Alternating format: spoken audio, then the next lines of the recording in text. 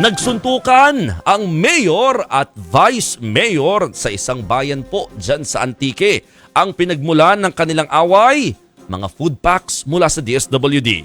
Narito ang aking pampagising na balita. Anong walang kita nga naglambat sa nakraw? Nakandak sa nakraw. Sa video na ito, makikita ang dalawang lalaking nagsasagutan sa gilid ng isang truck sa Tobias Fournier sa Antique. Ang isa sa kanila, si Mayor Ernesto Tahanlangit III at ang kaaway niya naman, ang Vice Mayor niyang si Jojo Fournier. Ilang sandali lang, sumakay ng truck ang vice alcalde at pinaandar ito. Sumunod si Mayor Ernesto at nag-agawan sila sa susi. Ta! Relax! Ta! Ta! Relax! Hindi pa humupa ang tensyon sa dalawa.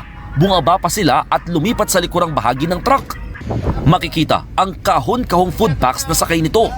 Sinubukang isara ni Vice Mayor Fournier ang pinto ng truck nang biglang Hindi ka na yung mag-amumra.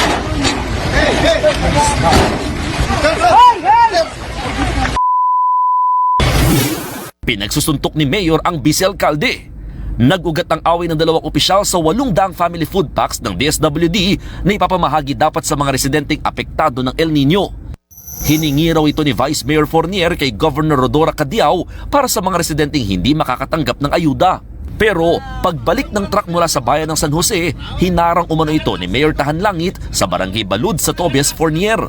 Doon nagkainitan ng alkalde at vice-alkalde. Sa isang Facebook video, sinabi ni Mayor Tahanlangit na pinilit ng vice-alkaldeng idiretso sa kanyang food packs. Nang malaman niya raw na parating na ang food packs, pinunta niya raw ito para ilagay sa social hall. Doon na raw nagkagulo dahil pinipilit umano ng vice-alkalde na idiretso ito sa kanya. Pumagit na ng DSWD sa issue. Sisiguraduhin daw nilang masusunod ang listahan ng mga makakatanggap ng food packs. Kahapon, ipinamahagi na rin sa mga residente ng Tobias Fournier ang food packs mula DSWD. Nagbabalita mula sa frontline, Mon Gualvez, News 5.